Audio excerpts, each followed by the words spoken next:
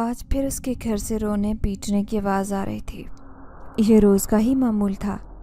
اس گلی میں رہنے والے سب لوگ ان دونوں سے پریشان تھے۔ جوان سال خوبصورت عورت اور اس کا ادھیڑ عمر مرد اس ٹوٹے پھوٹے سے مکان میں رہتے تھے۔ نہ جانے کیا وجہ تھی کہ ہر دن اس عورت کا شوہر اسے بے تحاشا مارتا پیٹتا اور پھر گلی میں نکال دیتا۔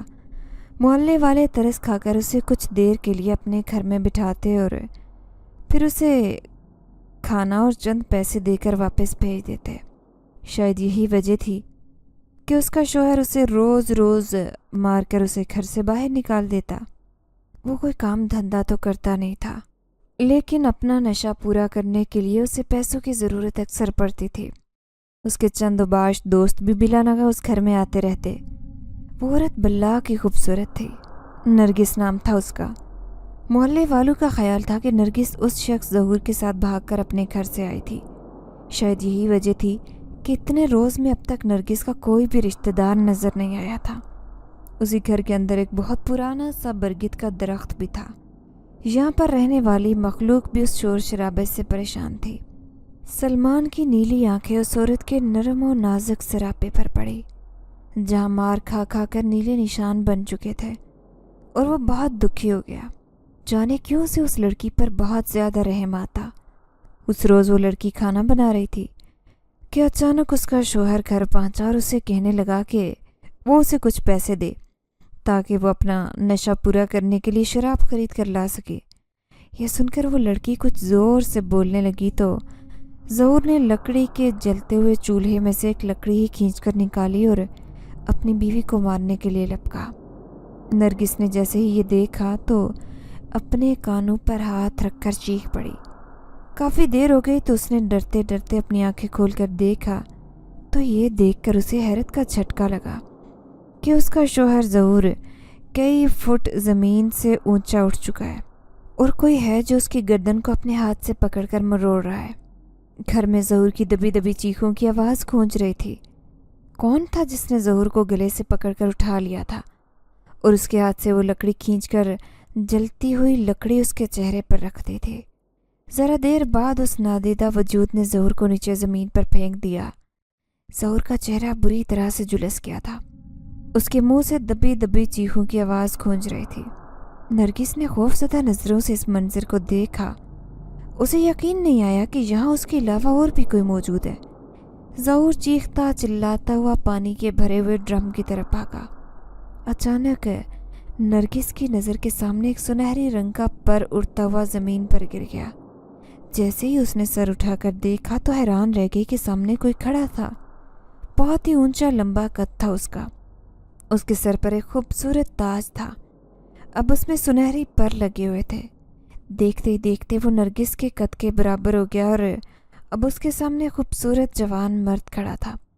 نرگس اس کو دیکھ کر پریشان ہو گئی اور ڈر کے مارے پیچھے ہٹنے لگی تو اسے دیکھ کر بولا، مجھ سے ڈرو نہیں، گھبرانے کی ضرورت نہیں ہے، میں کوئی انسان نہیں ہوں بلکہ ایک جن زادہ ہوں۔ میں پچھلے اتنے روز سے تمہیں اس شخص کے ہاتھوں ذلیل ہوتے دیکھتا ہوں اور جب یہ تم پر ہاتھ اٹھاتا ہے تو میرا دل چاہتا ہے میں اسے جان سے مار ڈالوں۔ نرگس کو اس کی باتیں سن کر کچھ حوصلہ ہوا۔ نرگس روتے ہوئے اسے بتانے لگی، میرے باپ نے مجھے 50,000 کی عوض اس شخص کے ہاتھوں بیچ دیا تھا۔ تب سے لے کر اب تک وہ مجھ پر نہ جانے مجھ سے کتنے پیسے وصول کر چکا ہے۔ وہ چند روز بعد مکان تبدیل کر لیتا ہے اور وہاں پہ اس کے اوباش دوست پہنچ جاتے ہیں۔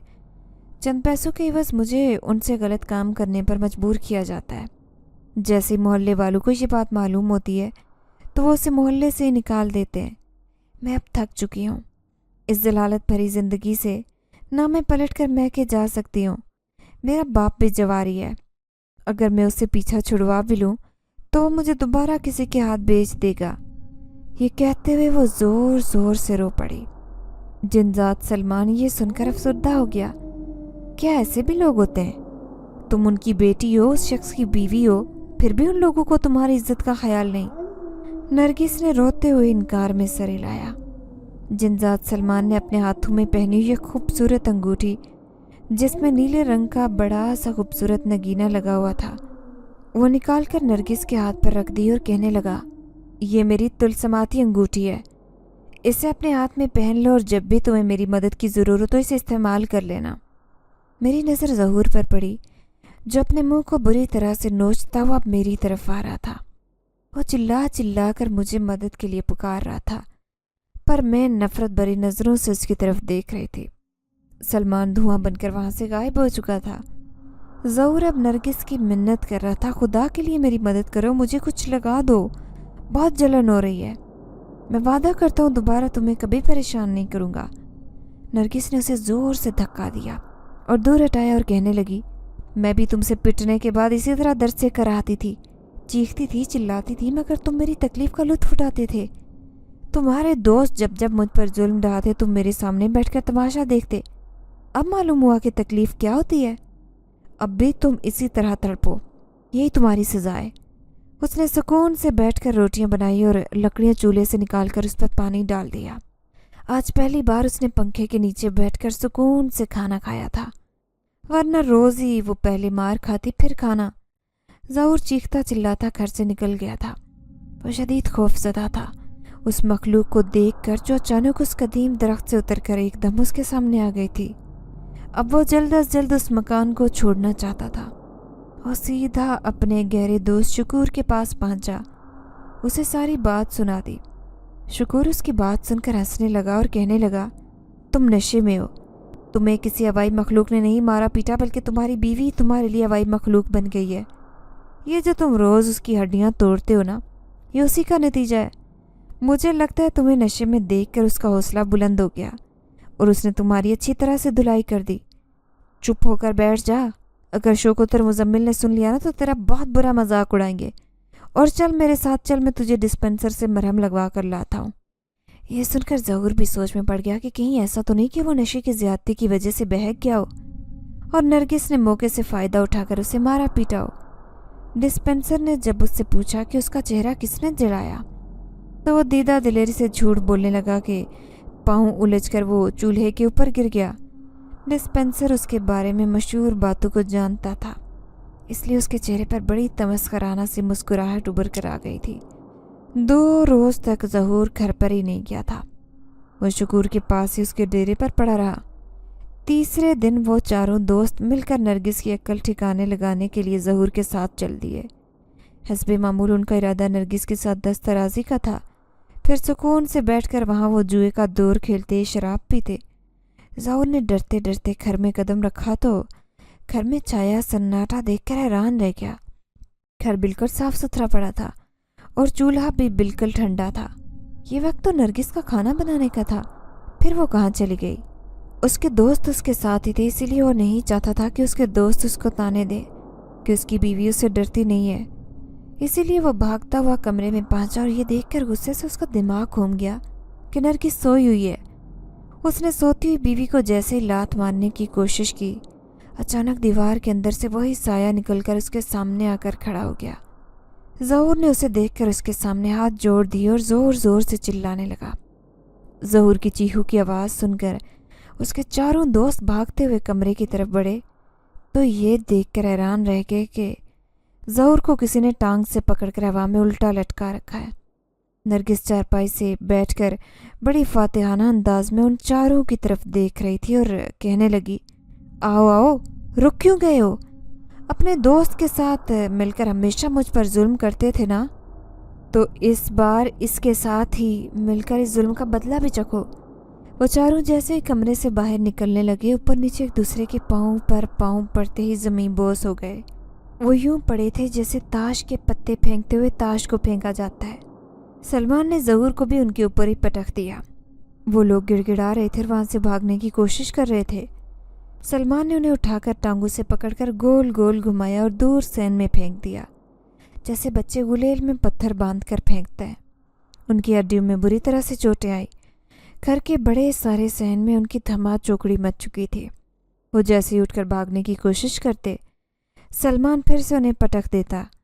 मोहल्ले वाले ये शोर शराबा सुनकर अपने अपने घरों से निकल कर आ गए। सामने का मंजर देखकर वो लोग कुछ दहशतज़दा तो हो गए और कुछ लोग हंस हंस कर लोट पोट होने लगे, क्योंकि उन्हें पीटने वाला शख्स नज़र नहीं आ रहा था। थोड़ी ही देर में सलमान ने उन 5 को घर से बाहर फेंक दिया ان کی حالت خراب تھی، ان کے کپڑے پھٹ چکے تھے، چہرے نیلو نیل تھے۔ آج ان کی حالت دیکھ کر نرگس ہنس رہی تھی، بالکل ایسے ہی جیسے وہ اس کے ساتھ بدسلوکی کرنے کے بعد اس کی دعائیاں سن کر ہنستے تھے۔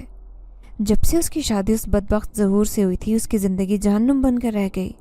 اب جا کر اسے قرار ملا جب اس نے ظالم انسان کو خود سے معافی مانگتے دیکھا۔ محلے کے لوگ اب نرگس کو عجیب سی نظروں سے دیکھ رہے تھے۔ عورتوں کی نظروں میں نرگس کے لیے بہت عزت اور احترام تھا۔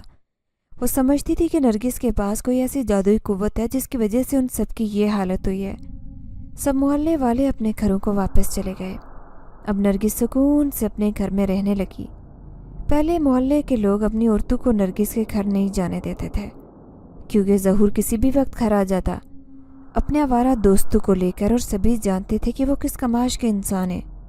جیسے ہی ظہور گھر سے غائب ہوا، نرگس کی زندگی میں بالکل سکون آ گیا۔ محلے کی عورتیں بھی اس سے ملنے جلنے لگی۔ اب وہ کسی کے دروازے پر جا کر روٹی اور سالن کی بھیک نہیں مانگتی تھی، بلکہ اس کے راشن کے ڈبے ہر وقت بھرے رہتے۔ اس کے آٹے کے کنستر میں ہر وقت اتنا آٹا موجود ہوتا کہ جو کوئی بھی سائل اس کے دروازے پر بھیک مانگنے آتا، وہ بھاگی جاتی اور کٹوریاں بھر کر انہیں خیرات دے آتی۔ نرگس بہت شان کے ساتھ اپنی انگلی میں وہ نیلے رنگ کی فیروزے کی انگوٹھی پہن کر رکھتی تھی۔ ایک روز برابر والی خالہ سعیدہ کی بڑی بیٹی کی طبیعت اچانک سے خراب ہو گئی۔ اس بچی کو اکثر ایسے دورے پڑتے تھے کہ سب گھر والے اسے ڈر کر باندھ دیتے۔ طرح طرح کے مولوی نے اس کا علاج کیا، لیکن ہر کوئی اپنی سی کوشش کر کے تھک چکا تھا۔ پھر انہوں نے طرح طرح کے کالے پیلے عاملوں کو بھی اس بچی کو دکھایا۔ وہ اپنا لالچ پورا کرتے، ڈھیروں نوٹ اکٹھے کرتے اور چلے جاتے۔ کچھ روز بچی کی طبیعت ٹھیک رہتی اور پھر دوبارہ سے دورہ پڑتا تو وہ یہ جواب دیتے کہ تم لوگوں نے پرہیز پورا نہیں کیا۔ کبھی وہ کسی رشتہ دار کا نام لیتے کہ اس پر فلاں نے کالا جادو کروایا ہے، کبھی کسی رشتہ دار کا نام لیتے کہ اس پر فلاں نے کالا جادو کروایا ہے۔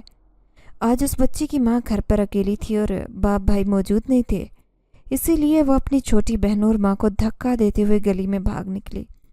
جوان لڑکی تھی، خوبصورت تھی۔ خالہ سعیدہ روتے ہوئے نرگس کے پاس پہنچی اور کہنے لگی، بیٹا، میری معصوم بیٹی گلیوں کی خاک چھان رہی ہے۔ لوگ اس کی بے پردگی کا تماشا بناتے ہیں اور اس کے ساتھ الٹی سیدھی حرکتیں کرنے کی کوشش کرتے ہیں۔ میں بوڑھی اس کے پیچھے کہاں تک بھاگوں؟ اس کے باپ اور بھائی اناج بیچنے شہر گئے ہیں، میری مدد کرو۔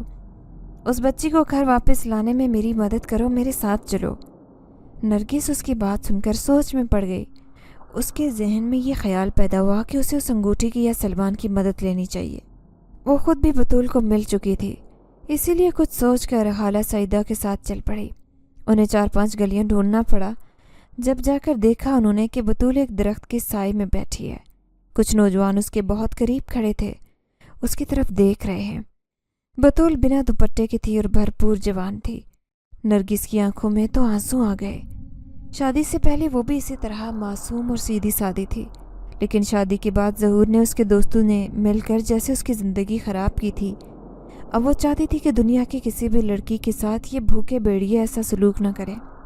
اس نے اپنی انگوٹھی کے نگینے کو سامنے کیا اور پہلے تو بطول کے پاس کھڑے ہو کر اوباش نوجوانوں کی طرف اس کا رخ کیا۔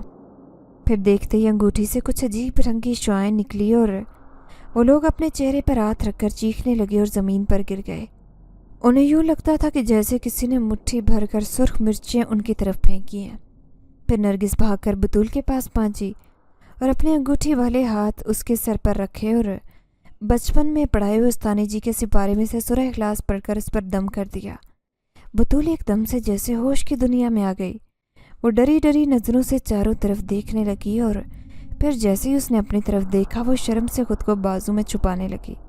خالہ سعیدہ اپنے ساتھ ایک بڑی سی چادر لائی تھی تاکہ اگر انہیں بطول کہیں نظر آ جائے تو وہ زبردستی اسے باندھ جوڑ کر گھر پہنچا سکیں۔ نرگس نے بطول کا ہاتھ پکڑا اور بڑے پیار سے اسے اپنے ساتھ اس کے گھر لے آئی۔ گاؤں کے سبھی لوگوں نے دیکھا کہ پگلی نرگس بطول کے ساتھ اسی طرح سے سکون سے چلتی ہوئی گھر پہنچی۔ خالہ خوشی کے مارے رو رہی تھی اور بار بار ہاتھ جوڑ کر نرگس کا شکریہ ادا کر رہی تھی۔ نرگس سے کہنے لگی، بیٹا، مجھ دکھیاری کی مدد کرو، میری بڑی بیٹی ہے، ماشاء اللہ شادی کے قابل ہے اور اس کی یہ حالت دیکھ کر پورا گاؤں اس پر باتیں بناتا ہے۔ اگر تم اس کا علاج کر سکو تو میں تمہارے یہ احسان پوری زندگی نہیں بھولوں گی۔ نرگس نے خالہ کے بندھے ہوئے ہاتھ کھول دیے اور کہنے لگی، خالہ، मैं तो खुद दुखों की मारी गरीब औरत हूँ, मैं भला कहाँ इलाज कर पाऊँगी, लेकिन मुझसे जितना कुछ हुआ मैं बतूल के लिए करूँगी, और अगर अल्लाह ने चाहा तो बतूल बहुत जल्द सेहतयाब हो जाएगी। बस तुम उल्टे सीधे अमलों के चक्कर काटने बंद करो और अपने घर में भी लाना बंद करो। खाला ये सुनकर खुश हो गई। नरगिस अपने घर वापस लौट आई। देखते ही देखते पूरे गांव में मशहूर हो गया कि नरगिस के पास कोई ऐसी ताकत मौजूद है कि वो जिन्नात का भी इलाज कर सकती है। लेकिन ये सिर्फ नरगिस जानती थी कि उसके पास कोई ताकत नहीं है, बल्कि जिन्नात सलमान की दी हुई तिलस्माती अंगूठी है, जिसकी मदद से जब वो चाहे मदद कर सकती है और जब चाहे किसी को मुसीबत में भी मुब्तला कर सकती है। लेकिन उसने खुद से वादा किया था कि वो अपनी ताकत का इस्तेमाल कभी भी इंसानियत के खिलाफ किसी काम के लिए नहीं करेगी, बल्कि लोगों की मदद करने और उनकी ज़िंदगियों में सुकून लाने के लिए अपनी सलाहियत का इस्तेमाल करेगी। सलमान भी देखकर खुश होता रहता। उसे उस गरीब सी लड़की से इश्क होता जा रहा था। ज़हूर का कुछ पता नहीं था। कुछ रोज़ तो उसके दोस्तों ने उसे अपना साथ देने पर रखा, फिर मार पीट कर वहाँ से भगा दिया। घर का किराया अब नरगिस ही देती थी। उसकी आमदनी का जरिया वो गाय और बकरियां थी जो उसने सलमान को दी हुई अंगूठी की मदद से और अपने पीतल के जेवरात को सोने में तब्दील करके बेचकर हासिल की थी। अक्सर सलमान नरगिस के पास बैठकर घंटों उससे बातें करता। गाँव में अब जब भी किसी के साथ कोई मसला पेश आता, वो भागा भागा खाला सईदा के पास पहुंचता और खाला उसे अपने साथ लेकर नरगिस के पास चली जाती। बतूल के साथ किसी रिश्तेदार ने शरारत की। उसके नाम के बने हुए तावीज़ात उसकी चारपाई से निकालकर सामने आ गए थे। नरगिस जानती थी कि यह हरकत किसकी है, लेकिन नरगिस ने खाला सईदा को नहीं बताया।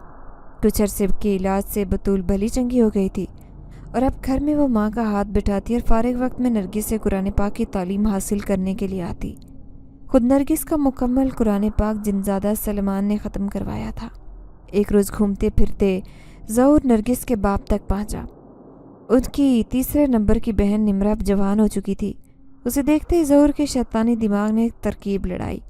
वो नरगिस के बाप के सर पर सवार हो गया कि उसकी बेटी नरगिस उसे धोखा देकर अपने किसी यार के साथ फरार हो गई है।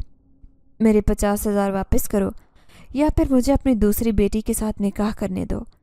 नरगिस के बाप ने यह सुनकर नरगिस की माँ को खूब बुरा भला कहा। फिर ज़हूर को शीशे में उतारने लगा और कहने लगा, छोटी निम्रा नरगिस से कहीं ज़्यादा खूबसूरत है। इसे मैं नरगिस के बदले में तो नहीं दे सकता, लेकिन हाँ, अगर तुम इससे शादी करना चाहते हो तो कम से कम 70,000 रुपया लाकर मुझे दो। पहले तो ज़हूर कुछ परेशान हो गया, फिर उसके दिमाग में शैतानी चाल आ गई और उसने अपने ही जैसे दोस्तों से रब्ता किया और उन्हें बताया कि एक लड़की सस्ते दामों मिल रही है। अगर वो उसे रकम का बंदोबस्त करके दें तो उस लड़की के ज़रिए लाखों रुपए कमा सकते हैं। निम्रा की उम्र क्या थी, सिर्फ 17 साल। ज़हूर के दोस्तों ने उसे जल्द अज जल्द 70,000 का इंतज़ाम करके दिया। अब ज़हूर के जहन में ये ख्याल आया कि अगर कभी नरगिस से उसका आमना सामना हो गया तो गड़बड़ हो जाएगी। इसलिए उसने वकील के पास जाकर स्टाम्प पेपर पर तलाकनामा तैयार करवाया और गांव के पते पर भेज दिया। वो चाहता था कि निम्रा से उसका निकाह कानूनी तौर पर हो।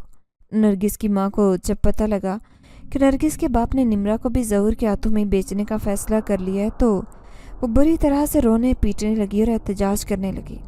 वो अपनी एक और बेटी को इस दलदल में नहीं धकेलेगी। ये सुनकर नरगिस का बाप तेश में आ गया। उसने नरगिस की माँ को मारा पीटा और उसे बच्चियों समेत घर में बंद करके बाहर चला गया। नरगिस की माँ फाहरा ने उस रात रो रो कर खुदा से दुआ की कि किसी नेकी के फरिश्ते को भेज कर उसकी और उसकी बेटियों की इज्जत की हिफाजत कर। नरगिस रात को इशा की नमाज पढ़ते ही सो गई। उसे बार बार नींद में ऐसा महसूस हो रहा था जैसे उसका कोई अपना किसी तकलीफ में हो। वो बार बार उठती और अपने सीने पर हाथ रखकर बस यही कहती कि खुदा करी मेरी बहनें और माँ खैरियत से हों। सुबह फजर की अजान होते ही सलमान ने उसके दरवाजे पर दस्तक दी। वो कभी इसी तरह से दस्तक देकर नहीं आता था। नरगिस हैरान रह गई। उसने सलमान को कमरे में बुलाना चाहा तो उसने इनकार कर दिया और कहा कि तुम्हारी बहनें इस वक्त सख्त मुश्किल का शिकार है, उन्हें तुम्हारी मदद की ज़रूरत है। नरगिस ये सुनते ही खौफजदा हो गई। ख्वाब में उसे छोटी बहनें रोती नजर आई थी। नरगिस ने सर पर दुपट्टा ओढ़ते हुए सलमान से पूछा कि मैं किस तरह उन तक जल्द अज जल्द पहुँच सकती हूँ। सलमान ने उसे अपने साथ चलने का इशारा किया और नरगिस ने एक बड़ी सी चादर ओढ़ी और उसके साथ घर से जैसे ही बाहर निकली तो उसने सामने देखा कि एक अजीब सी तर्ज का तांगा खड़ा है। उसमें नहायत सफ़ेद घोड़े लगे हुए हैं जैसे पुराने ज़मानों की बग्गी में 2 घोड़े जोड़कर चलाया जाता था। सलमान ने नरगिस को बग्गी में बैठने का इशारा किया और ख़ुद जाकर घोड़ों की लगामें थाम ली। थोड़ी सी ही देर में वो बग्गी हवा में उड़ने लगी। नरगिस ये देखकर हैरान रह गई। वो कोई आम घोड़े नहीं थे, बल्कि तुलसमाती घोड़े थे। नरगिस हैरत से उन्हें इतना तेज़ सफ़र करते हुए देख रही थी।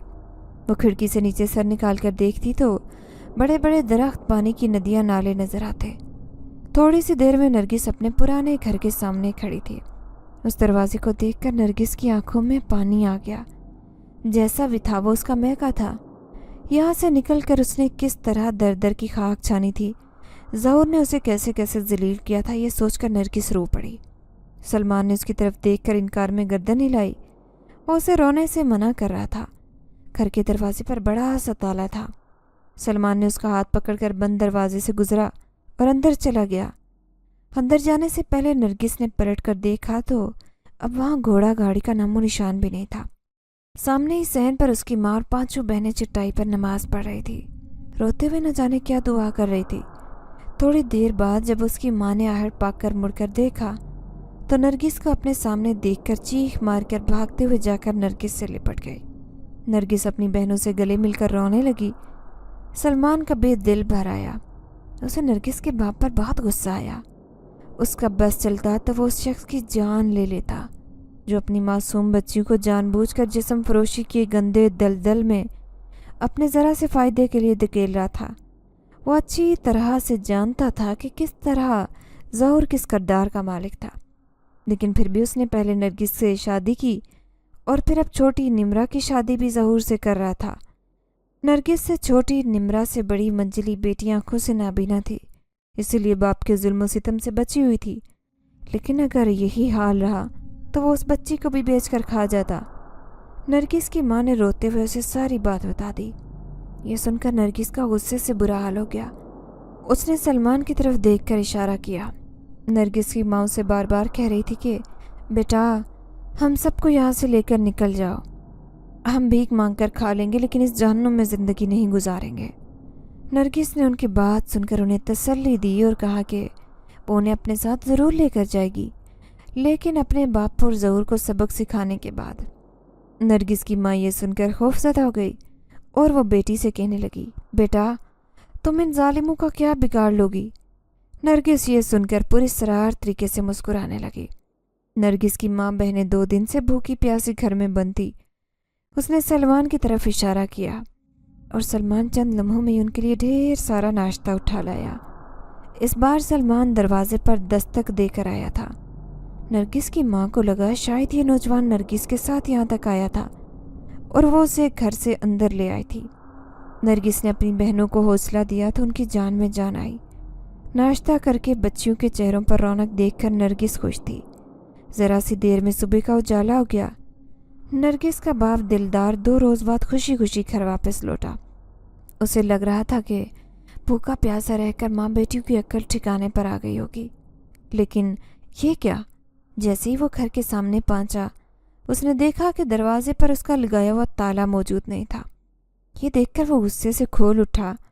उसने पहले ही मोहल्ले वालों को मना कर दिया था कि उसकी गैर मौजूदगी में चाहे जितना भी दरवाज़ा बजाया जाए, अगर किसी ने दरवाज़ा खोलने या पुलिस को बुलाने की कोशिश की तो वो उन लोगों का हशर नशर कर देगा। मोहल्ले के सभी लोग उसकी गंदी फितरत से वाकिफ़ थे, इसीलिए कोई भी उसके किसी मामले में दखल अंदाजी नहीं करता था। उसने दरवाजे पर दस्तक देना चाहिए तो दरवाज़ा खुद ब खुद ही खुल गया। वो छोटी छोटी बात पर बेटियों को और माँ को मार मार कर अधमरा कर देता। वो उसी इरादे से घर में दाखिल हुआ था, लेकिन जैसे ही घर के अंदर पहुंचा तो ये देखकर हैरान रह गया कि सामने ही सहन में नरगिस एक नौजवान अजनबी के साथ बैठी हुई जैसे उसी की मुंतज़िर थी। उसकी बीवी कमरे के दरवाजे में खड़ी थी और उसकी सारी बच्चियां अपनी माँ के पीछे छुपी हुई दरवाजे से बाहर झांक रही थी। वो उसकी आमद से पहले ही आगाह हो चुके थे। जब भी उसने दरवाजे पर खड़े होकर मोटी मोटी गालियां निकाली, दिलदार गुस्से से धारता हुआ अपनी बेटी नरगिस की तरफ एकदम से बढ़ा।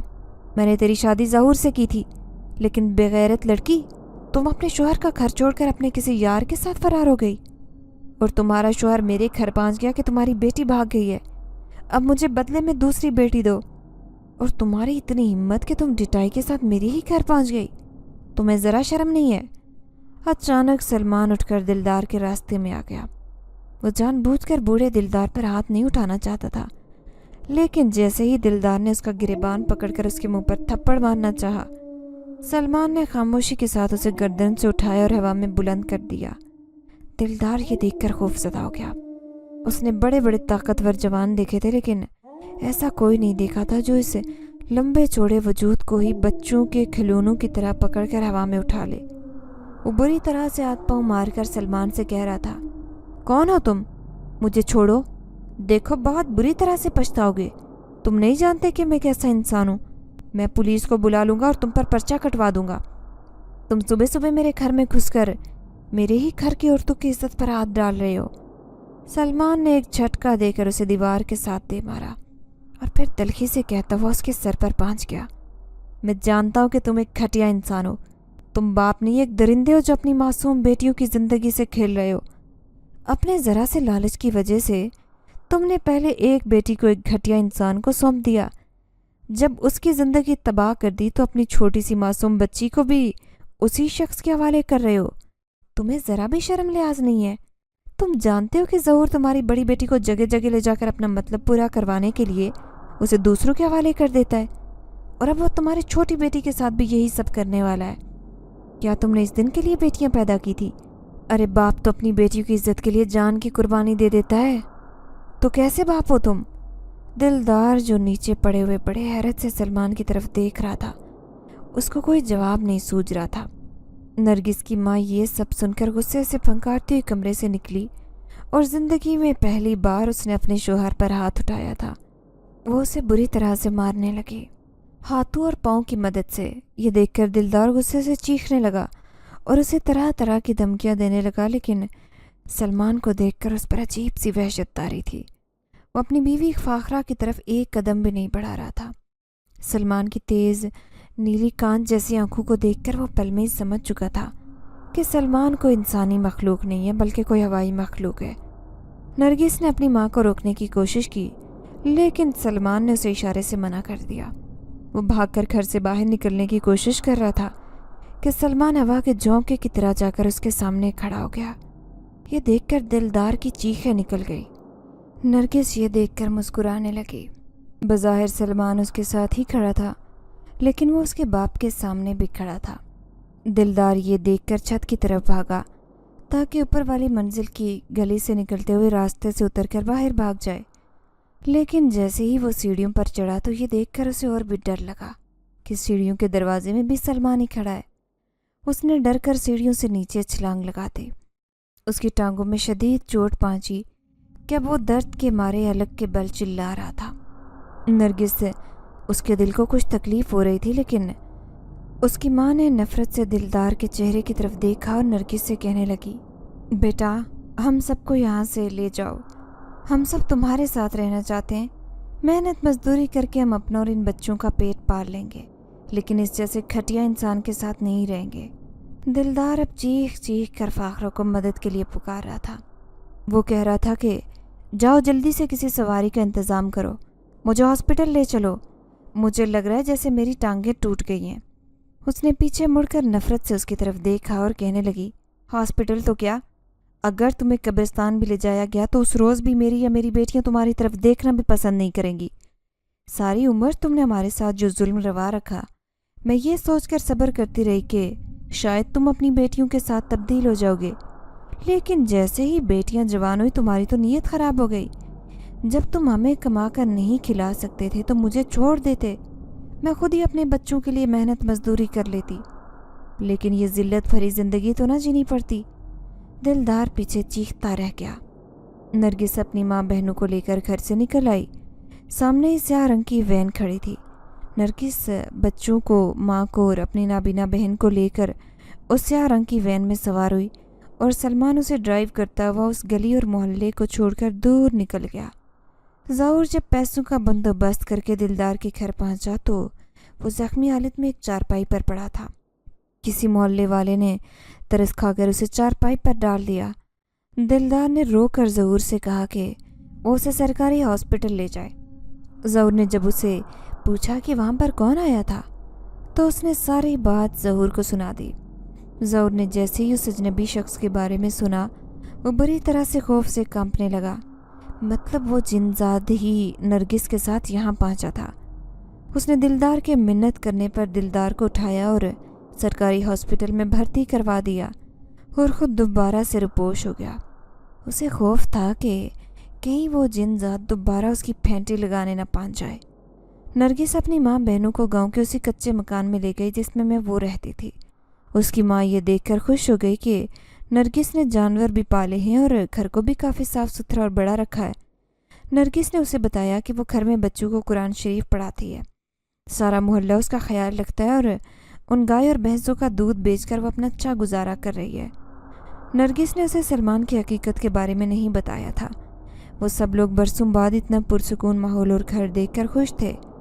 سلمان انہیں گھر کے باہر ہی چھوڑ کر چلا گیا۔ دن میں 12-1 بجے دروازے پر دستک ہوئی۔ ڈاکیا لفافہ پکڑا کر چلا گیا۔ نمرا نے وہ لفافہ کھول کر بہن کے حوالے کر دیا۔ جیسے ہی نرگس نے وہ کھول کر دیکھا تو اس میں طلاق نامہ تھا۔ ظہور نے اسے طلاق بھجوا دی تھی۔ نرگس نے وہ کاغذ دیکھ کر خدا کا شکر ادا کیا کہ وہ شخص بنا کوئی کوشش کیے ہی اس کی زندگی سے دور ہو گیا۔ محلے کے سبھی لوگ خوش تھے کہ نرگس کے گھر والے بھی اس کے ساتھ رہنے کے لیے پہنچ گئے ہیں۔ خالہ سعیدہ کی فاخرہ سے بھی جلد ہی دوستی ہو گئی۔ انہیں کی زبانی فاخرہ کو معلوم ہوا کہ نرگس روحانی علاج بھی کرنے لگی ہے۔ یہ سن کر وہ بہت خوش ہوئی۔ نرگس نے اپنی عدت خوش اسلوبی سے پوری کی۔ اس کے گھر کے معاملات یوں ہی چل رہے تھے۔ سلمان اس کے سامنے تو نہیں آ رہا تھا مگر ہر مہینے دروازے پر پہنچ کر فاخرہ کو بلاتا اور اچھا خاصا مہینے کا راشن اس کے سپرد کرتا اور کچھ رقم بھی دیتا اور چلا جاتا۔ نوجوان کو دیکھ کر دل ہی دل میں وہ یہ سوچ رہی تھی کہ کاش اس کا کوئی بیٹا ہوتا تو وہ اس نوجوان جیسا باادب اور سلجھا ہوا ہوتا۔ پھر ایک دم اس کے ذہن میں ایک اچھوتا خیال آیا۔ وہ سلمان کو اپنا داماد بنانا چاہتی تھی۔ نرگس کی عدت پوری ہو چکی تھی۔ خالہ سعیدہ کی زبانی سارے گاؤں کو معلوم ہو چکا تھا کہ ظہور نے نرگس کو طلاق دے دی ہے۔ بہت لوگ چاہتے تھے کہ نرگس سے شادی کر لیں، لیکن اس کے پیچھے وجہ یہی تھی کہ نرگس کی دولت نظر آ رہی تھی۔ ساتھ میں یہ بات بھی مشہور تھی کہ نرگس کے پاس کچھ جادوئی قوتیں بھی ہیں۔ وہ چاہتے تھے کہ نرگس کی وجہ سے ان کے سارے کام ہونے لگے اور وہ نرگس کے ذریعے اچھی خاصی کمائی کر سکیں۔ کئی لوگوں نے نرگس کی ماں سے اس کے رشتے کے بارے میں بات کرنا چاہی، لیکن وہ تو سلمان کو اپنے داماد کے روپ میں پسند کر چکی تھی۔ اس بار جیسے ہی سلمان راشن دینے آیا، آخر اسے بلا کر اندر لے کر آئی۔ فاخرہ نے اسے کمرے میں بٹھا کر سیدھا اس سے کہہ ہی ڈالا کہ بیٹا نرگس کی عدت پوری ہو چکی ہے۔ میں چاہتی ہوں کہ تم نرگس سے نکاح کر لو۔ اگر اس سلسلے میں تمہارے ماں باپ رضامند نہ ہوں تو میں خود جا کر ان سے بات کر کے انہیں منانے کی کوشش کر سکتی ہوں۔ بیٹا تمہارے اندر مجھے اپنا بیٹا نظر آتا ہے۔ اگر میرا کوئی بیٹا ہوتا تو بالکل تمہاری طرح ہوتا۔ نرگس کے جتنے بھی رشتے آ رہے ہیں وہ سب کے سب کسی لالچ اور غرض کے مارے ہیں۔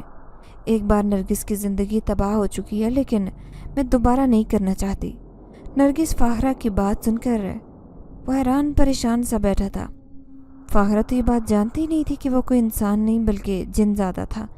اس کا اپنا پورا قبیلہ موجود تھا۔ بے شک نرگس کو وہ چاہتا تھا، لیکن اس نے یہ کبھی نہیں چاہا کہ نرگس سے شادی کر کے اسے کسی مصیبت میں مبتلا کرے۔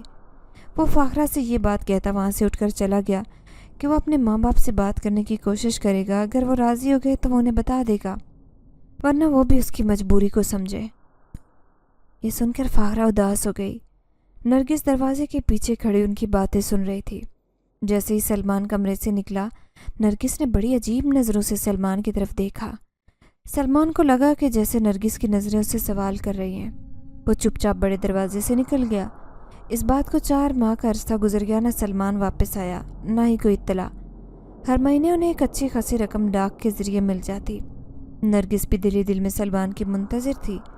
چاہے وہ جن ذات تھا، لیکن دل ہی دل میں وہ اسے بے تحاشا محبت کرتی تھی۔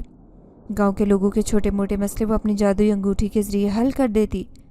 پورا گاؤں اس کی بے تحاشا عزت کرتا۔ ایک روز رات کے وقت جب ماں بیٹی سو رہی تھی، اچانک چور دیوار کود کر گھر میں داخل ہوئے۔ نرگس کی نابینا بہن کی آنکھ کھل گئی۔ وہ زور زور سے آواز دے کر پوچھنے لگی کہ کون ہے؟ اسے نظر نہیں آتا تھا، اس لیے اس کی سماعت کی حس بہت تیز تھی۔ رضیہ کی چارپائی بالکل الگ کر کے بچھائی تھی تاکہ رات کو وہ اٹھ کر نقل و حرکت کرے تو کسی چیز میں الجھ کر گر نہ جائے۔ وہ 4 لوگ تھے اور لگتا تھا شاید وہ پہلے سے جانتے تھے کہ اس گھر میں رہنے والی ان لڑکیوں میں سے ایک لڑکی نابینا ہے۔ انہوں نے فوراً رضیہ کا منہ دبوچ کر اسے قابو کیا۔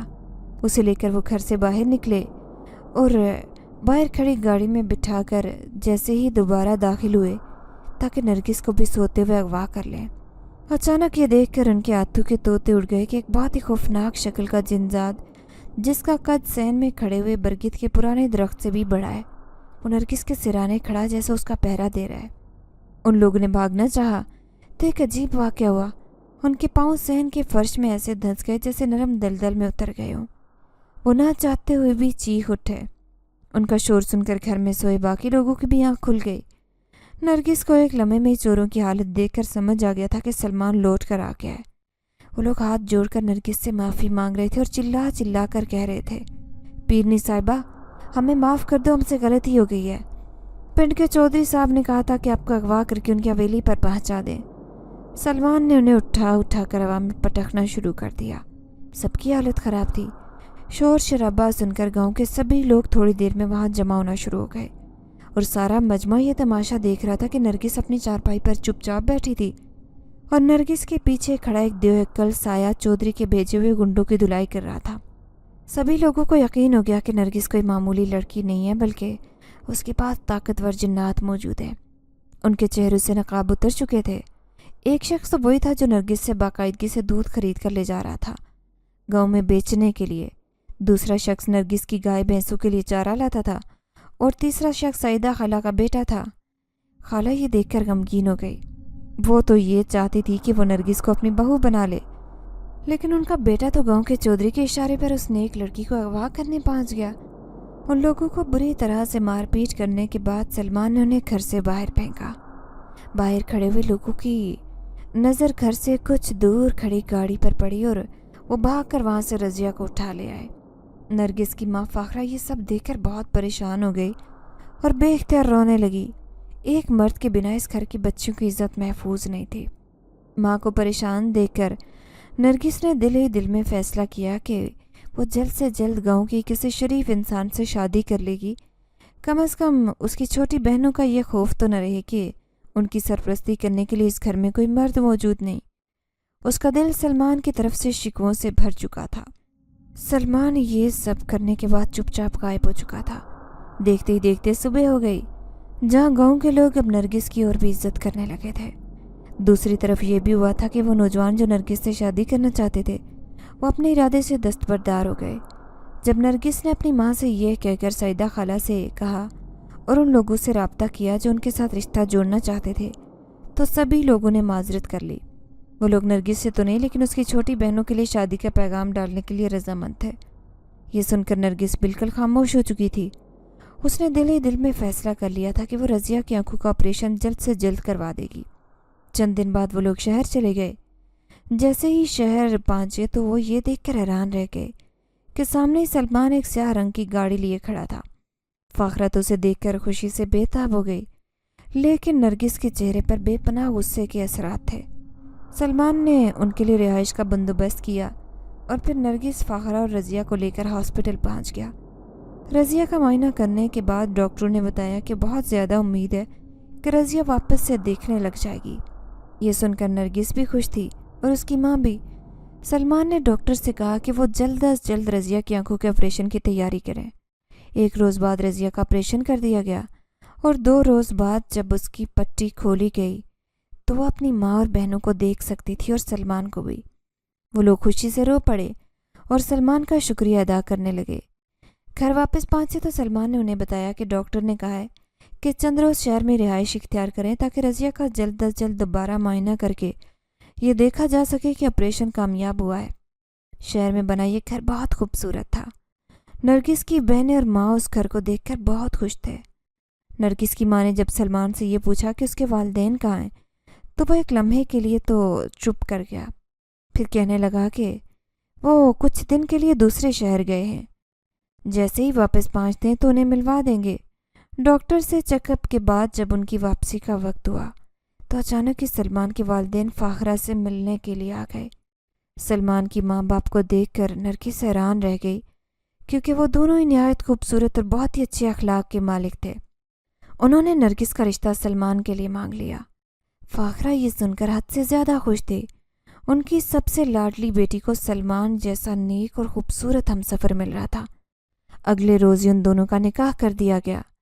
سلمان نے انہیں واپس گاؤں جانے نہیں دیا، اور جب فاخرہ نے اسے گاؤں والے گھر کے بارے میں پوچھا تو اس نے بڑی خوبصورتی کے ساتھ بات ٹال دی اور کہا کہ گاؤں اور گاؤں کا سب کچھ فروخت کر کے وہ ساری رقم نرگس کی چھوٹی بہنوں کی تعلیم، تربیت اور شادی کے لیے بینک میں جمع کروا دے گا۔ فاخرہ کو بھی اس بات سے کوئی اعتراض نہیں تھا۔ نرگس دلہن بنی سلمان کا انتظار کر رہی تھی۔ اس کی زندگی پلک جھپکتے ہی تبدیل ہو گئی۔ سلمان نے اس کے سامنے پہنچتے ہی خوبصورتی سے اس کا ہاتھ تھاما اور ہونٹوں سے لگایا۔ نرگس اس کی خوبصورت گہری نیلی آنکھوں میں دیکھ رہی تھی، جہاں پیار کا سمندر جوش مار رہا تھا۔ اس پرانے ویران مکان میں رہنے والا نیک جن زاد اس سے اس قدر محبت کرتا تھا، یہ دیکھ کر اس کی آنکھیں نم ہو گئی۔ ایک ظالم انسان سے نکاح کے بعد جب اس کی زندگی برباد ہوئی تھی تو کئی بار اس نے خدا سے شکوہ کیا تھا کہ کیا اس کے لیے اتنی بڑی کائنات میں کوئی ایسا نہیں تھا جو اس کی زندگی کو پل بھر میں جنت بنا دے۔ اس سوال کا جواب اسے آج سلمان کی صورت میں مل چکا تھا۔ ان دونوں نے ایک دوسرے کا ہاتھ تھام کر وعدہ کیا تھا کہ وہ زندگی بھر ایک دوسرے کا ساتھ نبھائیں گے۔ کھڑکی سے جھانکتا چاند ان کی محبت پر مسکرا رہا تھا۔ آپ کو آج کی کہانی کیسی لگی؟ کامنٹ باکس میں اپنی رائے کا اظہار کریں۔